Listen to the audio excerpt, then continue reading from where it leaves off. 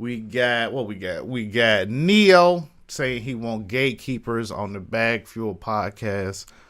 I got a lot to say about that, man. I just hearing something like that come out of his mouth is crazy, especially because I mean, we're not gonna get into it right now, but just know I got a lot to say about that. I got a lot of commentary about that.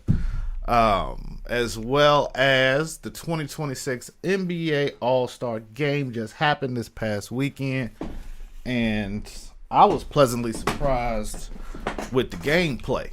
You know what I mean? Like, everybody was already writing it off that it was going to be a whack contest, you know what I'm saying? That it was going to be trash and whack, but I rather enjoyed it. Anthony Edwards and Wemby is official. They're going to be the two competitors in this coming generation, like America versus France, like two different countries, two different personalities. And Edwards is definitely like, yo, chest out, like, yo, I'm cocky, this is what I do type thing. Wemby is definitely more humble, like, yo, I'm great, but we don't got to talk about it type thing. So that's dope as hell to me.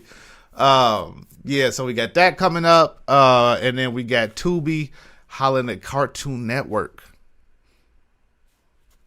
Tubi is coming up in the world, but we're going to get into that as well, man. We're going to jump into the podcast, and we're gonna see what's popping. In the meantime, I'm going to get my life together. I'm going to get my act right, and then we're going to jump into what Neo said. So bear with me for a second. I ain't going to change it. Y'all going to see the raw rugged. Y'all going to see what's going on behind the scenes. Got my flash shirt on. You know what I'm saying? I'm chilling. Chilling doing me. Oh, snap. Oh, man. Chilling doing me. My bad. Okay. So, with that being said, let's get into what Neo said about the industry needing gatekeepers, which is wild business to me. Let me shrink this down right now. Okay.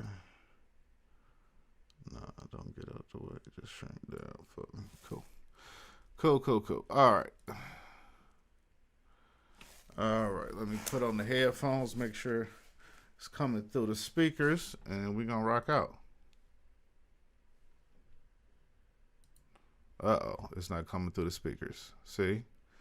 And this is why you troubleshoot things before it becomes a real issue. Is it coming through the headphones? No. Let's try now. About the business. There we go. See, this is why you double and triple check everything. All right, let's get back into it. This is Neo about Gatekeepers. Bagfuel, baby. What is something that you didn't realize that you was going to hate about the business? I was told very, very early on about the whole smoke and mirrors, the whole smoke and mirrors element of the music industry. Mm-hmm. I believe half of what you see and none of what you hear, right? I was told that. Mm. And it's one thing for somebody to say that to you in hopes that it preps you for when you're actually approached with the situation where now it's in your face, right? Somebody telling you that does not prep you. It doesn't, you know. I remember thinking that certain things were real and then learning that they weren't, and it's just like it's like that's a the dope day chain, you learn though. that Santa Claus wasn't for real. You know what I mean? Mm-hmm. It kind of something in you dies a little bit. Like, oh damn, so that's not. Wait, but I thought, oh wow, okay. And it's like, no, the person that worked the hardest don't always get the victory. No, the person with the best song don't always get the reward. No, facts. If you didn't pay for this and he did, guess who gets it? You know what I mean? Like stuff like that. You think about like how far the machine goes, because you mentioned Santa Claus, and I think about how has this the tradition kept going. Mm. People keep letting the story go, knowing it's not real. That's how I think about what you said with the music industry. I'm like, it's been going on for 100 years, mm-hmm. and they just circling it around and playing with people, and then you're like, why all the smoke and mirrors? Do the majority of the public need the fantasy? I think about our military when they're like, we can't release all this information. People might go crazy and start rioting. but the key word and everything you just said is might. They don't know that would happen, but they assume that it might, and they move like they're prepping for the worst. You know? And that's the same thing with the music industry. A group of people got together and decided that the world is too dumb to know exactly what they want, so we're gonna tell them what they want. But And it's true though. That's what it's been ever since. That's what it's been. It's true, but it's not, because now, you know, the gatekeepers have kind of been shut down a little bit. It's like there was a point in time where the only music you knew was the music that came on the radio or the music that you went to the store and bought yourself, right? That was it. Now we have Apple Music and Spotify and Tidal and all of these places where you can go in and search whatever the hell kind of music you want, create your own playlist, your own damn radio station basically, and do it yourself. Like nobody's telling you what to do so much anymore, at least not directly in your face. But then you sacrifice the paycheck. Since I'm not telling you what to do, and anybody can do it, now we're gonna give you 0.004% streams, right? But when we was gatekeeping, because everybody said, I said on many shows, that if you don't gatekeep, you don't get Neo. You don't. You have to gatekeep. I wish that I could disagree with you. I can't. You can't. I can't. You have to gatekeep to get Neo. So, Leo, you feel gatekeeping would be a good thing? I feel like too much access Yes, you is said a that. bad thing. See, here It's a we go. bad thing. Like, do you recall when there was a thing called artist development, where they actually before the world saw you, they put you in training so that when you got in front of a camera and they put a microphone in your face, was ready. you actually sounded like you could talk a little bit. You remember that? Like, do you remember the A&R person that sat with you and helped you piece together this project, this piece of art that was going to represent you for the Piece of next art. 3-4 years? Yeah, Like, piece that of was a art. thing. And all of that, unfortunately, Because was what a you part of the gatekeep. What That you was said part of earlier, it. though, because there's so much access. I told Esso, there used to be a time you could say you were an A&R, and that was a big. That's not gatekeeping, and what Neil's describing is two completely different things. Saying that gatekeeping and someone developing someone as an artist before they got through, he's confusing record labels with actual gatekeepers. Gatekeepers were in the record label, yes, but record labels is too it's like saying, yo, I want to go to the store, but at the store, I might get shot. It's like, okay, that might be a possible part of what's going on in there, but why would you think that is the main part of what a record label does? Like, why would you be like, I might get shot at the store, so I just got to make sure that I don't go to the store? It's like, no, bro, record labels exist, right, to do things. Like, we got connections with other networks. We can make sure you work with this artist. We know a guy. We know the people over at this arena, so we can get an artist there to make sure we can get promotion for marketing over here so everybody can eat. Like, record labels at one point were banks and networks. That's all it was. You work with this artist. We know this person at this radio station that can break this artist here. That this artist really ain't did nothing. It's really not that good.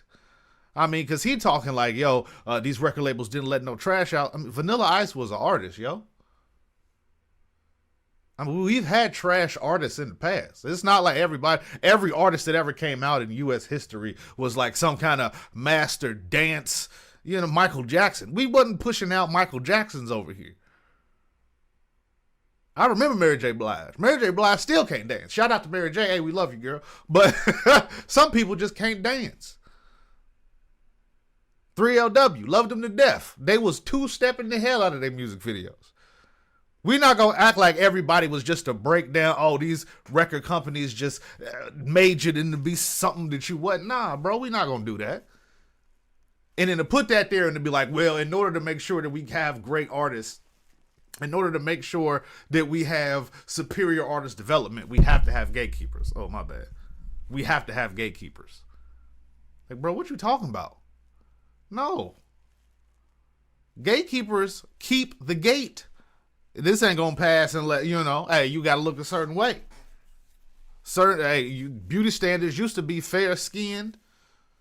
built like a 12-year-old boy, prepubescent child, no curves whatsoever. Victoria's Secret just now starting to get thick women. Shout out Victoria's Secret. Hey, you know what I'm saying? Shout out Rihanna and Fendi. You know what I'm saying? Like I say, curvy women. Sorry, I was, shout out them. But that's what I'm saying. Like, what does he mean? Like, yo, we need gatekeepers. No, you need artist development. Don't confuse the two, big dog.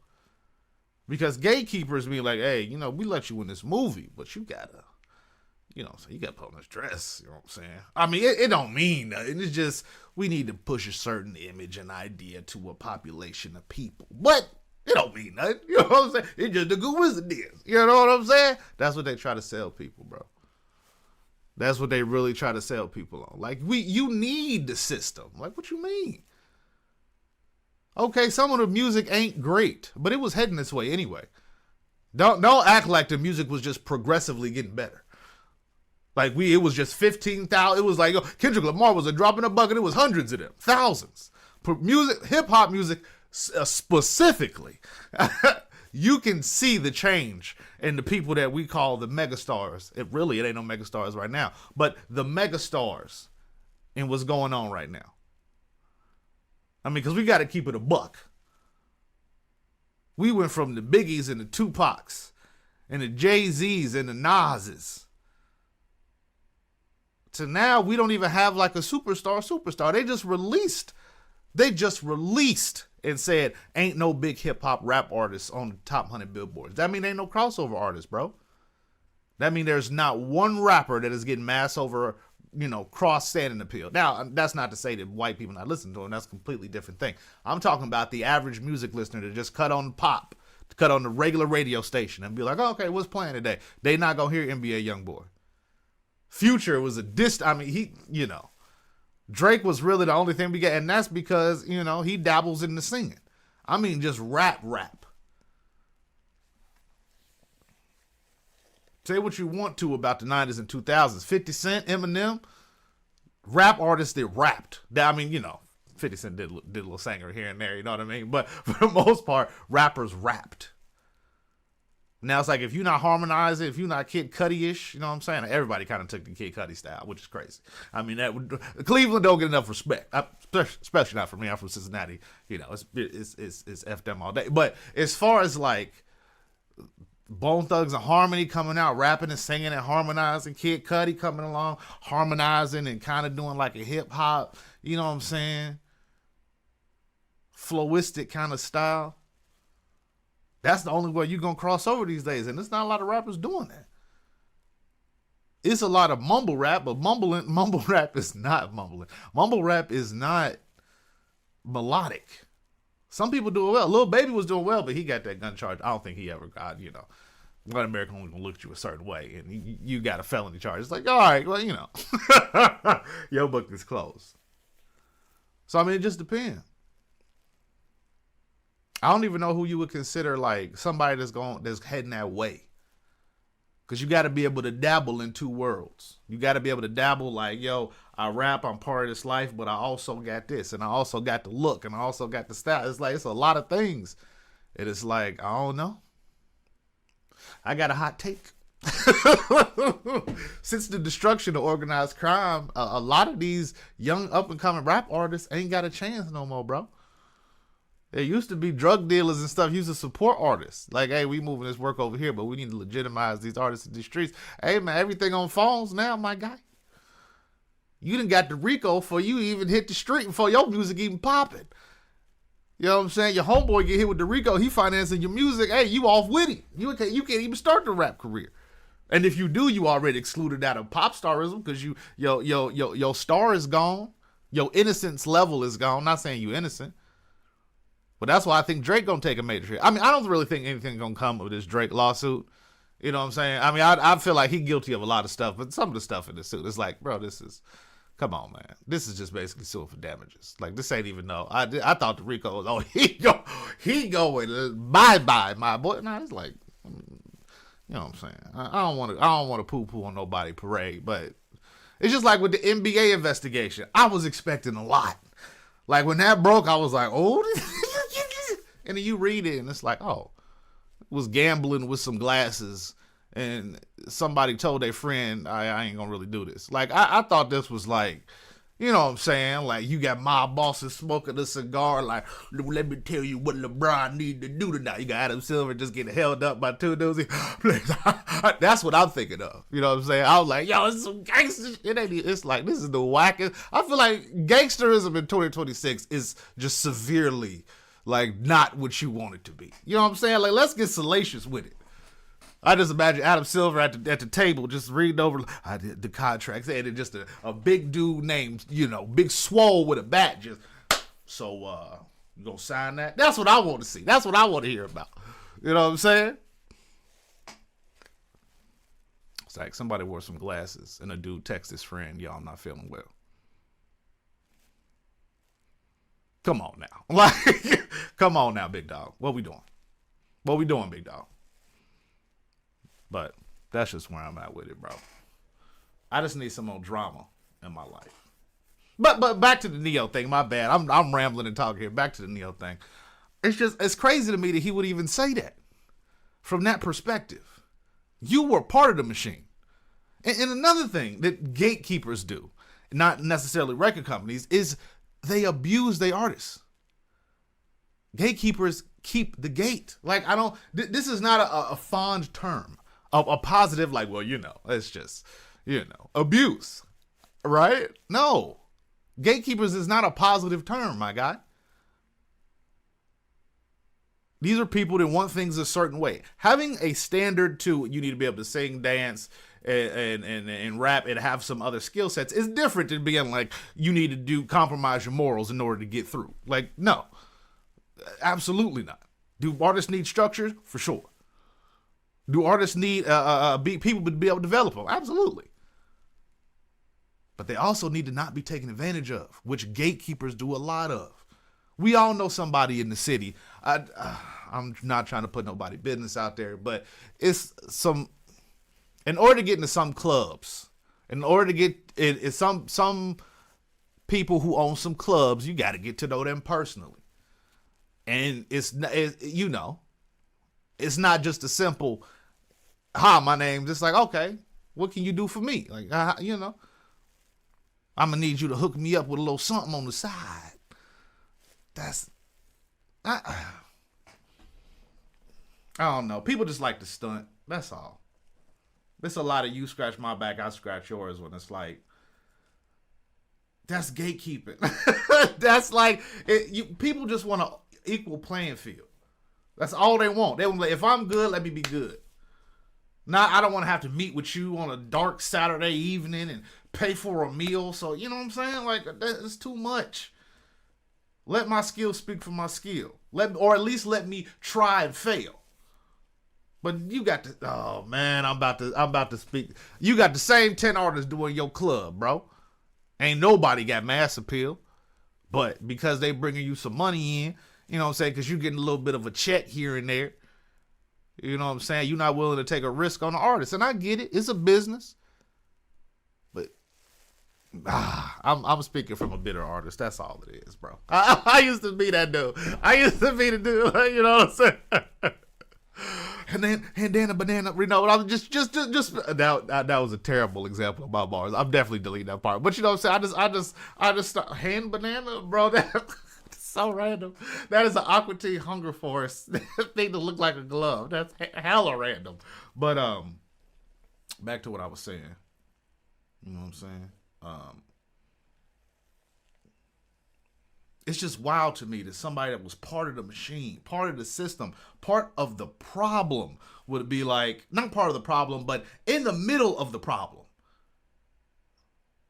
Like, bro, you work with people that have gripes against their record companies and gripes against people that they consider gatekeepers. There's a reason a lot of people that broke had to be broke through with another artist. Like, the reason that Nicki Minaj and Drake and all them popped was because they attached themselves together. Not saying that they're the gatekeepers, but the record label was like, we need to make sure these people work together. Because you're not coming in alone. Like, it's a lot of stuff. You couldn't just rap to rap back in the early 2000s. You couldn't just be, if you wasn't coming as part of a clique, as like part of G Unit or Bad Boy or somebody big under Interscope. Like if you ain't no Dre, if you just as an artist with no structure or no support system, that's a problem. But it's also a problem if you say, hey, you're not gonna be able to break with them unless you contort your style to that. That's a gatekeeper. We don't need that. I agree with the structure. I don't agree with gatekeeping. So it just drives me crazy as somebody who did music that was like, yo, as long as I rap well, as long as I'm willing to work with people, as long as I'm kind, as long as I'm like, it's like, no, that's not enough, big dog. I mean, like I say, it's a business. I'm speaking altruistically. You know what I'm saying? Rappers gonna rap, promoters gonna promote, marketers gonna market. I get it. But I'm not gonna complain if I want to, damn it. The hell with all of them. But I mean, it is what it is. I still do rap. I just don't release music no more. And then plus nowadays, bro, it feel like the flow, you just be flowing. I feel like I'm like the hip, the hop, the hip, hop, dip, dop, don't stop. But boogie to the bang, bang, boogie, you don't stop. That's how I feel like when I rap now, listening to like all the mumble rappers and stuff. It's like, bro, my era of music is gone. With like lyrical lyrics, lyrical miracle spirituals, you know what I'm saying? I feel like that era is gone. I be hearing the stuff on the radio, I be like, goodness gracious, bro. Like I said, outside of like Kendrick Lamar and obviously like Drake and you get some throwback artists. I even give you Kevin Gates, Kodak Black. I like their lyrics, but some of the other stuff I hear on the radio now is like even Kodak Black now is like, oh yeah, he been around for a minute type. Like I mean, new artists, like what they consider like last 3-4 years. It's like, whoo, goodness gracious. The one hit, I don't know the one hit wonders, but I be hearing songs on the radio. I'm like, you don't mean to be mean about nothing, but you're like, this motherfucker, he not about to, you don't see a future in a lot of people's styles. You be like, this probably it for my boy. Like, you better hope you own. And that's another thing about gatekeepers. They get you in these contracts, and then you have one hit song, and they be like, yeah, you release the second one, and then we're going to blow up, and you release the second one, and it's not as good, but now you in debt to the record label. You see how these rappers release a couple albums and they get real big, blow up, buy back their masters, and then never release another album again because they have a terrible experience in the record label, in the record industry. Or somebody own their masters and they publish it, so they're really not making no money off of it. 360 deal is they get 360 degrees of your income. They get everything, any income you got coming in, they get a portion of it. As opposed to an agent fee where it's like, I get 10% of the money I bring you. I bring you a contract with Nike for $1 million. I get 10%. I get my 100,000. You get your million. 900,000. 1 million minus my 100,000 as an agent. You get 900,000 as the talent. That's a fair deal. But then you getting 10% of my contract. I mean, you getting 10% of the deals you get me, but you also getting 10% of miscellaneous business that just comes up because I'm a celebrity now. Like, I'll drop an album, but then they want me to be in a movie. And they like, oh, yeah, be in the movie. But then they get 10% of that, too. It's like, but you didn't make that. They like me because of the song. Well, they heard the song because we got you on the radio. It's like, yeah, but you didn't. That's indirect business. But that 360 deal, we're going to need that 10%. You need 10% of your merch. Your digital assets. Sales on the internet that we don't really got no business doing. People just buy it up. We want 10% of that, too. Not just the mechanicals of your song. Mechanicals is playing on the radio and spins and stuff like that, and performance kind of royalties that you get. Not just that, but 10% of other 360 degrees of you, every angle that income comes in, we gonna need 10% of that, big dog. Now, you might be able to fight like child support or something like that, but record companies want their money. And I don't necessarily 100% disagree with that. I understand how they could be like, we got to cover our butts. I feel you. But if I come to you and I'm already a hot artist or I'm already developed, you need to cut back on some of that. And that's where negotiating to me begins. Gatekeepers are like, you either do this or you don't do this. Not only are we not letting you in, we telling every other label not to let you in. And sure, maybe 1 or 2 will take a risk on a couple of these artists, but if we do that 10 times, not all 10 of y'all gonna make it. If we tell 10 people, oh yeah, this girl right here, she a hoe. What you mean? We ain't work with her because she a hoe. She was sucking slob and you out here like, bro, I ain't even meet them in person. That's a gatekeeper, making sure that they shut you down. So this point of view to me is crazy. This point of view to me is like, bro, you were in the machine. You got to experience people getting screwed over, and you still think that you want a gatekeeper, that they right. Like, Neil, bro, what we talking about, big dog?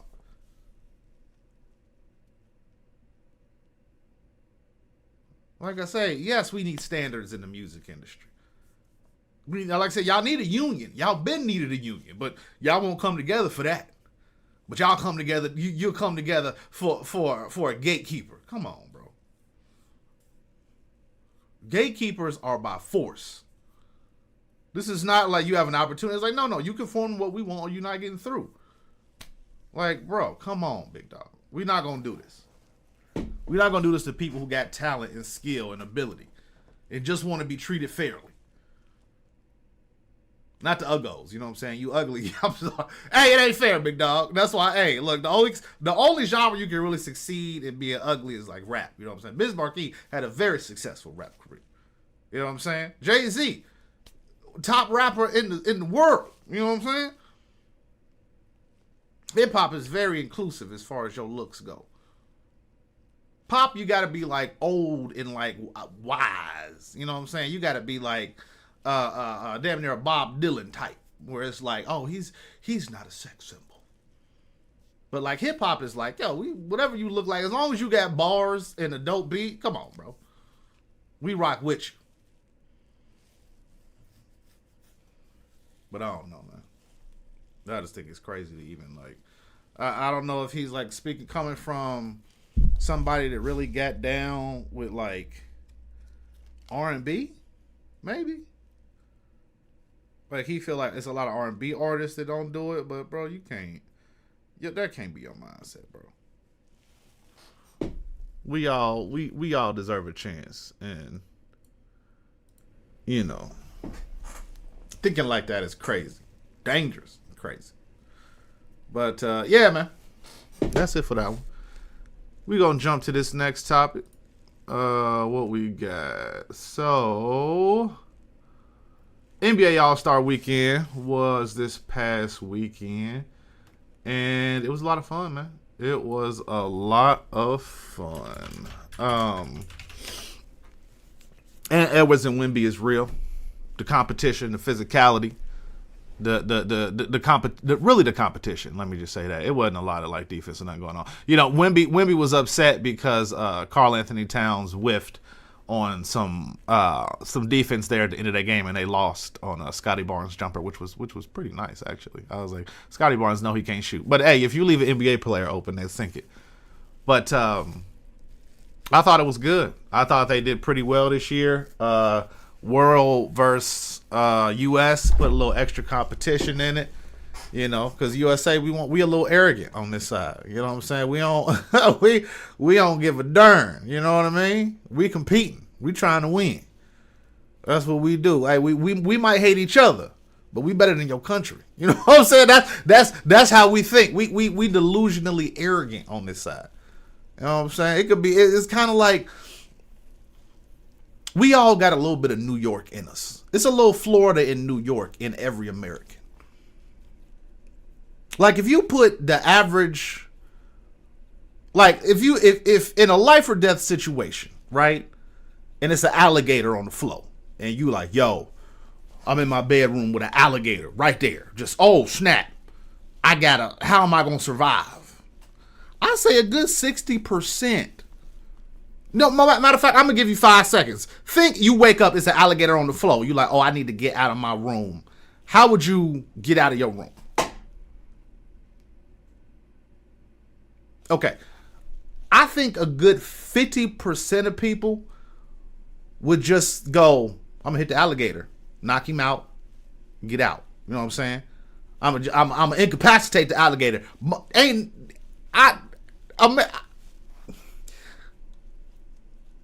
The average American ain't never even been in the same city as an alligator. But I guarantee you, 60% of people thought, I could just hit that alligator. I can just hit him real quick. You don't know how much force it takes to knock out an alligator, but you thinking, hey, I could just knock out the alligator. Hey, hit him with the 1-2. He stumbled him. I'm gone. The correct answer is run your ass out that room. Don't try to be Mr. Oh, I'm gonna knock out the gator. You're not.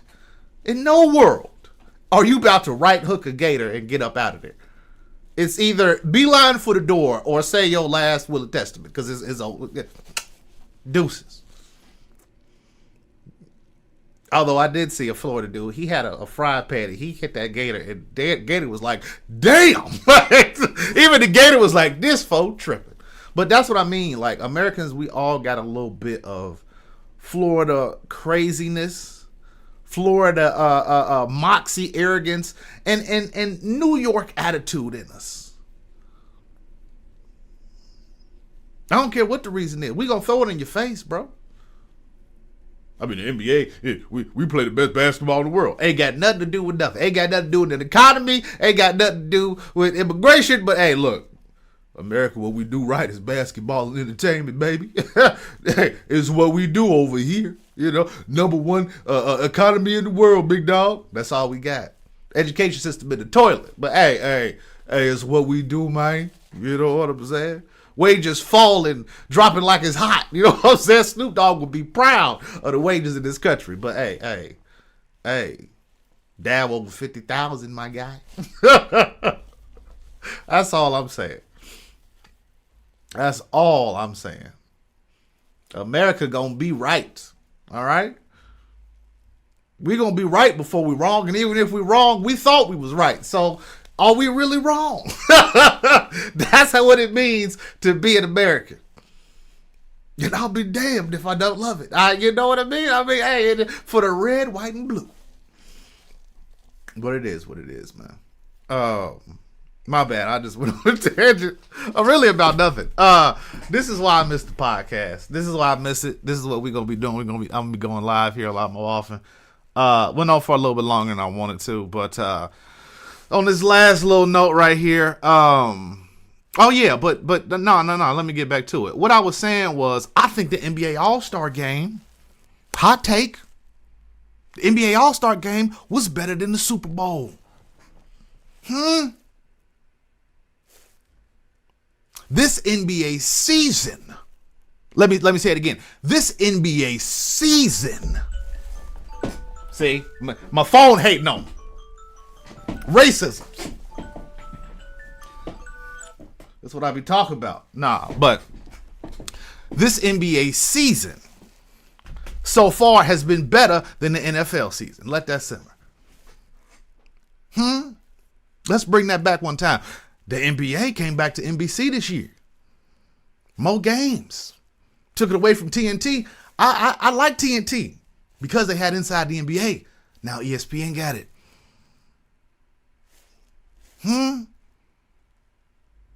LeBron and Wemby and Ant. Mahomes been out. We ain't had the real villain. I'm just saying. Super Bowl game was trash. Dumpster juice. Now, I didn't watch the Bad Bunny performance, but I didn't care. This is not a political statement. I've never heard a Bad Bunny song. I've listened to maybe 3 Super Bowls in my life. Kendrick Lamar, Dr. Dre, and a little bit of the Prince one. Outside of that, hell no. I couldn't tell you who did it before Dr. Dre, if I'm being honest with you. It is what it is. Shout out Jay-Z. I think he's done a great job with the controversy, including that in and getting big and doing the daggone thing. But outside of that, and even that, it got 130 million views. I guess I didn't watch it. I'm damn sure not watching the Kid Rock one. Now let me be frank. I might have popped my head in for a couple seconds during that Super Bowl. Like, oh, what's that? Okay, I don't get it, and I was gone. But the Kid Rock one, hell to the no. You got to be crazy. I don't even know who the other artists were, but Kid Rock by himself, there was no. I've never seen Kid Rock on television. I've not about to watch this fool go hibba the bow. However his music sounds, I'll never know. I'll never know. And they got posts about him saying some pedophilic stuff on the. Hey, y'all can have him. I just didn't care. I truly didn't care. So shouts out to them. But all of that was a pass for me.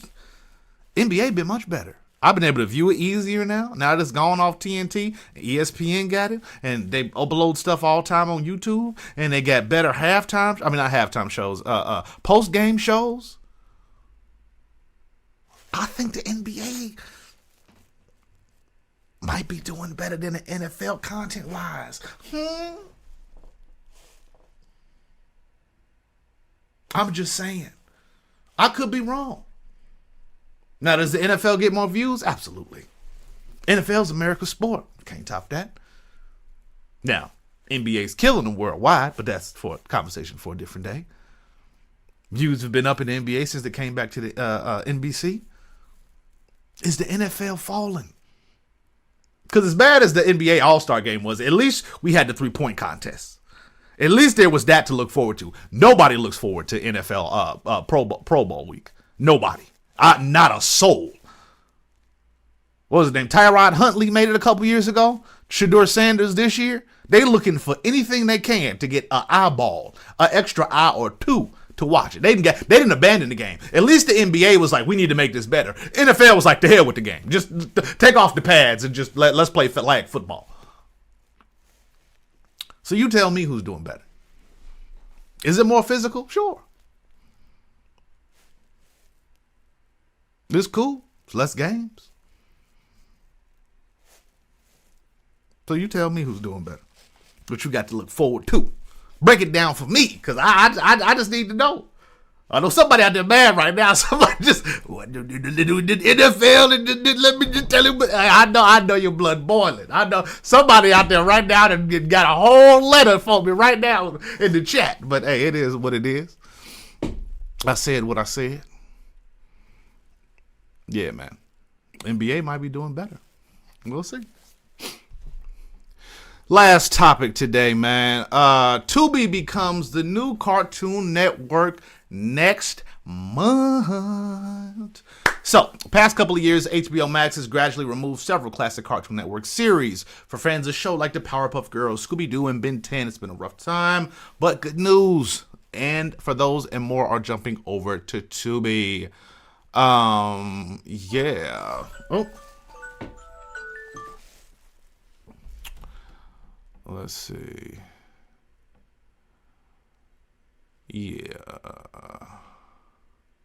So, okay, we got it kicking off on March 1st. We got a whole bunch. I'm going to probably share this somewhere. You know what I'm saying? Where I got this from. I'll probably just share the link in the chat. Where the actual of where I got this from. Gizmodo, I guess. It's over in the chat. Oh, I'm sorry. I guess y'all can actually see what I'm seeing. That might actually help. So yeah. These are all the ones that they say are going to be coming on over. Adventures of Batman. I'm cool on that. Brave and the Bold, definitely watch that. Ben 10, absolutely. I saw Teen Titans over on Amazon. But Dexter's Lab, bro. Courage the Cowardly Dog. I'm about to catch up on some Courage. It's been a while. It has been a while. But, yeah, man. I'm looking forward to it. I'm glad that Tubi's just been growing and growing. Like, Tubi started as obviously just one of the quick channels. And then over the years, like, it might need to be studied. They might be going to be the next Netflix. On some real-ish. They might be growing to be the next new Netflix. If you think about it. Because they started with, like I say, just as a quick channel. Then they started getting their own content. Then they started getting like the cheap, the terribly cut like black movies. Like I know there was an era of blaxploitation. This has got to be like waxploitation. Like, this is the era of waxploitation. Like, just an all around whack movie, but it's like it's good for what it is. You know what I mean? But it's pretty bad at the same time. But it's entertaining. Like, that's got to be what this is. It's like, this is the whack. Like, they kind of exploit these people who don't know no better when to put out something. Like, your name is attached to a whack movie. Like, that's probably destroying your reputation, your credibility. But you'll do it because it's your only opportunity. That's what I mean. It's not as blaxploitation was like it played on the stereotypes of people at that time and try to build up white heroes, but basically exploited black stereotypes at the time in movies. Oftentimes, the main cast not even getting paid or residuals or the kind of contracts that average Caucasian counterparts were being paid at the time. So it's different, but waxploitation is close. You destroying your name just to get an opportunity, because I bet you a lot of the people never gonna work again. A lot of these film studios still hold a grudge. They're like, oh yeah, she did that movie. Pull up her IMDb. Oh, she did a Tubi movie. Oh. But Tubi's going to rake in the views and the subscribers, and they can becoming universal names, and they'll just keep pushing out movies until, while this girl over here, because you attached your name to this movie 5-6 years ago, you can't get no work. That's what I mean with waxploitation. So, I don't know. Maybe I'm tripping. Maybe I smoked too much this morning. But that's where my mind is, okay? That's where my mind is.